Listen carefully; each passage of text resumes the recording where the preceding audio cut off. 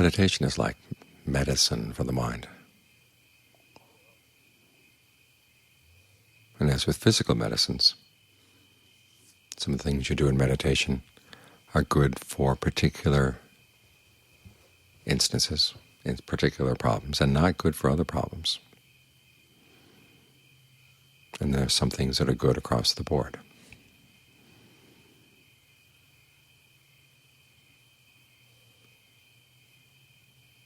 There's some medicines that are supposed to be good for everybody, and others that would be poisonous for one person might be helpful for somebody else, or that are poisonous for one particular illness would actually help cure another one. In terms of meditation, mindfulness is always good. The ability to keep in mind what you're doing, the ability to keep in mind what you've done in the past that's worked and hasn't worked. That's something the Buddha says is useful everywhere.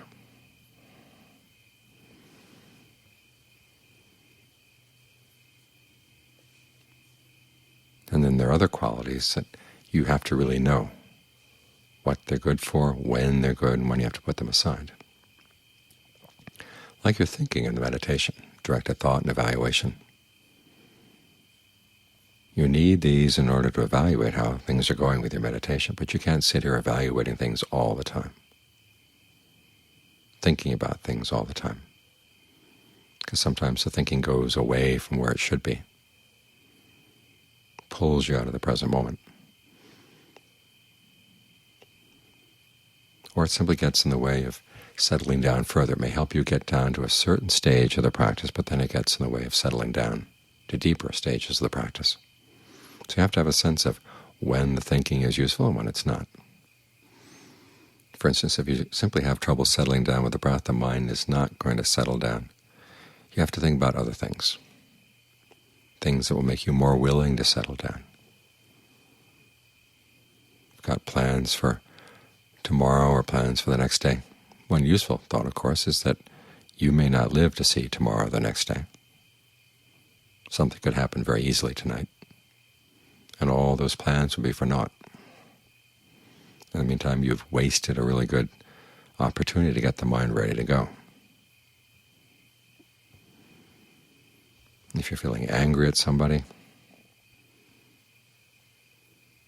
you can ask yourself what good is done by the anger. You're wishing for them to suffer. What good does that cause? What good does that bring about? A lot of people, when they suffer, instead of seeing the error of their ways and becoming better people, actually get worse.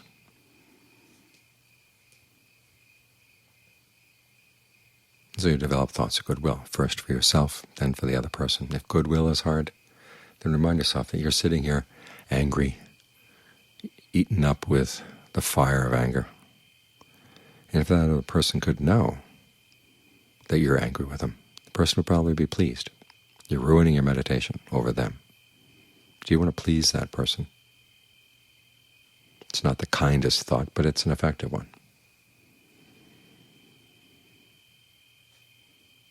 When you're engaging in thoughts like this,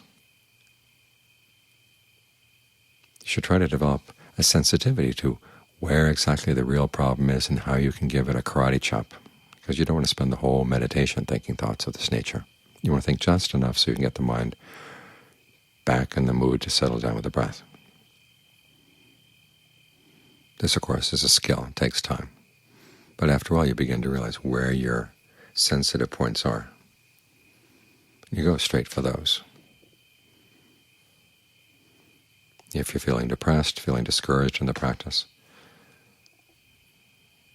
the common treatment is to think about the good things you've done in the past, the times you've been generous, the times you've been virtuous when you didn't have to be. You could have gotten away with something, but you chose the honorable course. Think about that.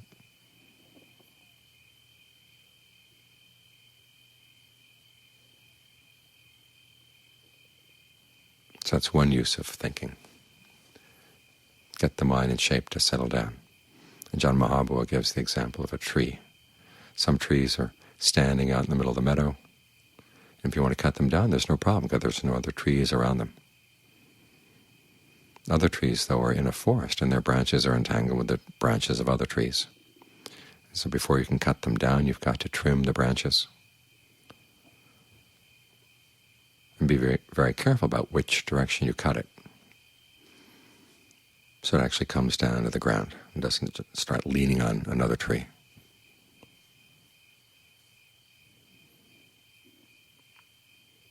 So any thought that gives you a sense of encouragement when you need encouragement, a sense of samvega about the issues out in the world when the issues in the world are getting you entangled, those are thoughts you want to develop.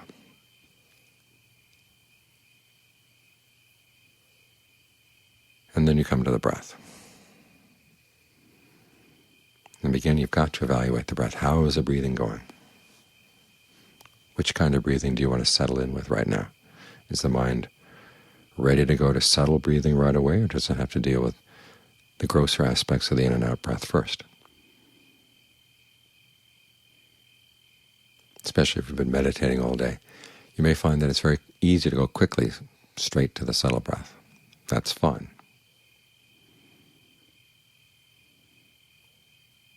In fact, sometimes that helps you figure out what the most comfortable in and out breathing is, if you have a very broad sense of the body and a clear sense of how the different breath energies are moving in the body. Or if it's not all that clear, at least you get a sense that when you're aware of the body as much as you can be, in the largest frame of reference you can manage, what kind of breathing feels good?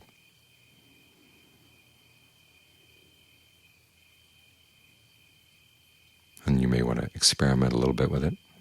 Tweak it here, tweak it there.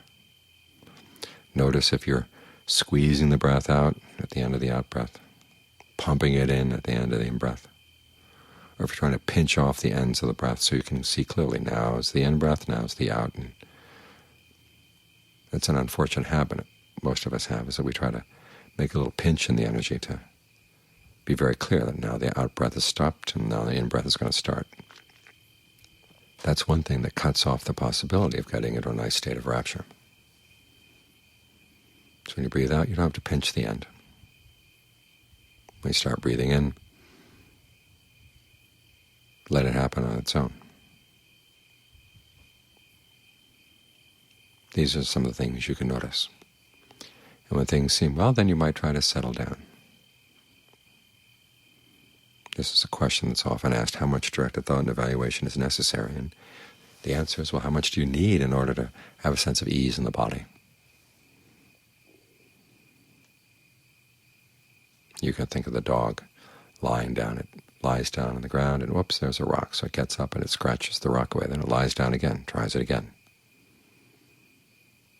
Does this several times until things are good enough. And how do you know what's good enough? Well, you just try staying there for a while. Some days you're going to be like a dog, or willing to lie down on the ground. Other days the mind is more like a princess who can't sleep on a mattress with a pea under the mattress. But ask yourself, do you have to be that sensitive in order to settle down? Do things have to be that perfect in order for you to settle down?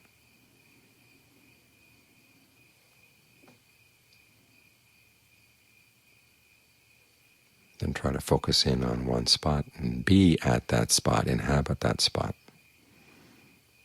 We've spoken before of the image of a lens. Instead of having the focal point outside of the lens, think of the focal point in the lens, right here in the middle of your awareness, wherever it seems to be centered.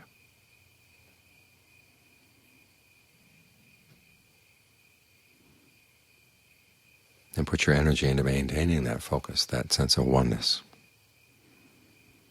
As for the breath, let it do its own thing. You don't have to control it. Let the breath do the breathing. You can be breathed by the breath. And see how it goes. If things begin to lose focus, notice that and ask yourself, okay, what's happening? Why are you blurring out?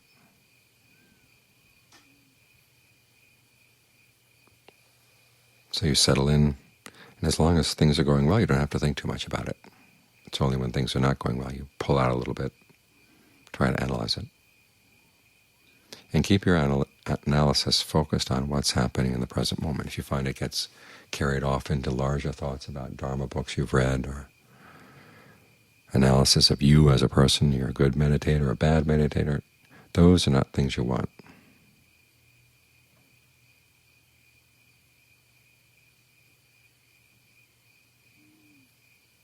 If you start tracing back this thought that's bothering you, or that whatever is bothering you, where does it come from? You start thinking about your childhood. That usually is not a useful train of thought.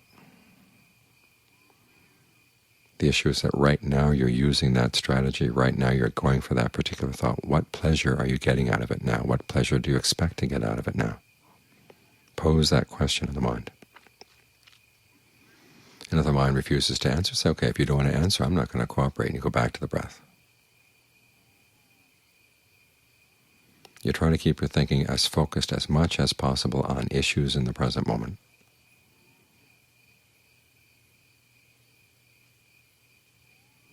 And getting back as quickly as possible. Again, you want to be as efficient as you can in this. It's going to take a while to develop this kind of efficiency. But this is one of the reasons why the Ajahns in Thailand are so quick at retorts, because they have to learn how to be quick in retorting to their own mind. And you read awareness itself, and you see the kind of thinking that Ajahn Fuang used with his students. Well, it was because he used that thinking with his own mind.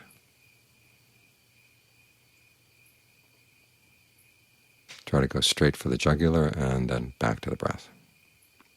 In my own experience, the only time I found it useful to try to trace things back is that there's a line of thinking that says you shouldn't be meditating, you should be doing something else.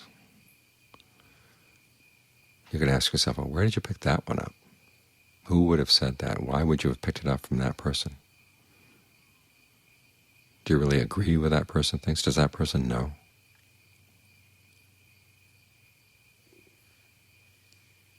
And if you can recognize where it came from, you say, oh my gosh, I've carried that around since who knows when. Well, now's the time to let it go. Then you back to the breath.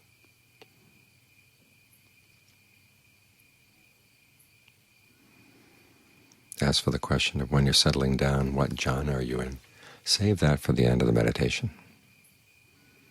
Just try to get as settled in as you can. You're not here to focus on the factors of jhana, you're here to focus on the breath. The factors of jhana will take care of themselves.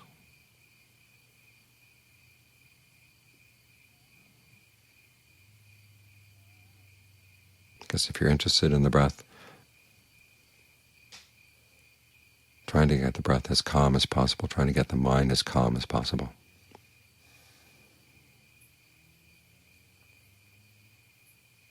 There are only two questions. One, is the breath just right for right now? And two, how's your mind right now? Is it hanging on to any activity that's preventing you from settling down?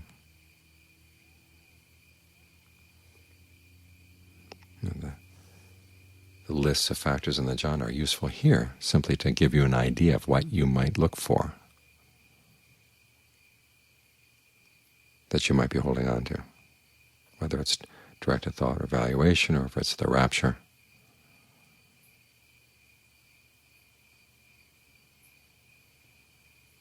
But otherwise you don't have to think too much about those maps for the mind, because you're here to get the mind focused on the breath. And by following the breath, that gets you into deeper and deeper concentration.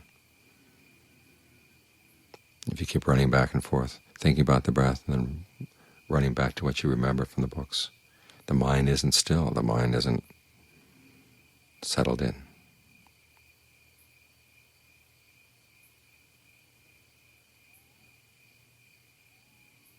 There will come times when you've been settled in for a long time, and the question comes, well, what's next?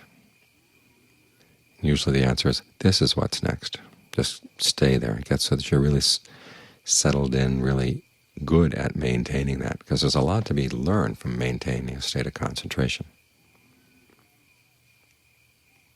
You see the other movements of the mind that would brush up against it and knock it over. Sometimes the question comes up, are you ready to go on to the next stage? They'll pose the question in your mind, can you detect any movement of the mind that's obviously stressful or any ups and downs in the level of stress, and you look for a while.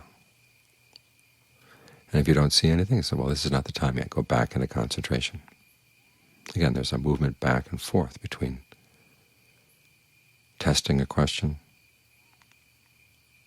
And if it seems helpful, stick with it. If it doesn't seem helpful, drop it and go back. And if you're afraid you're not going to get into deeper states of concentration fast enough, remember, we're not here in a speed race. As I said just now, the ability to maintain a state of concentration for a long period of time is a really important skill for developing insight, for developing discernment.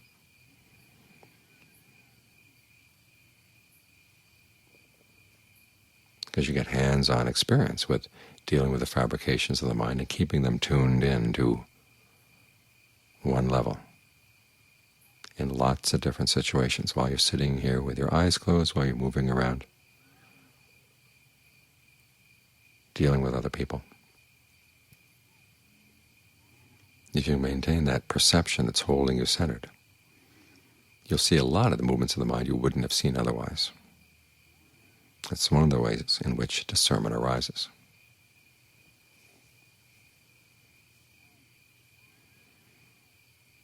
So the question of when thinking is useful and when it's not requires that you observe. What's the thinking doing right now? What's it accomplishing? If it's helping you to settle down, fine. If it's helping you to detect levels of stress that you can let go of, fine. Otherwise, drop the thinking and just go back to the breath.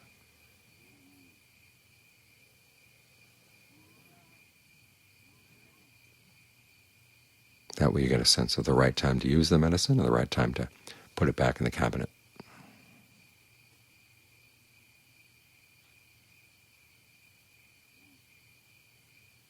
And it's a sense of time and place. It's one of the hardest things to teach in the meditation, one of the hardest things to develop. But it's also one of the most important.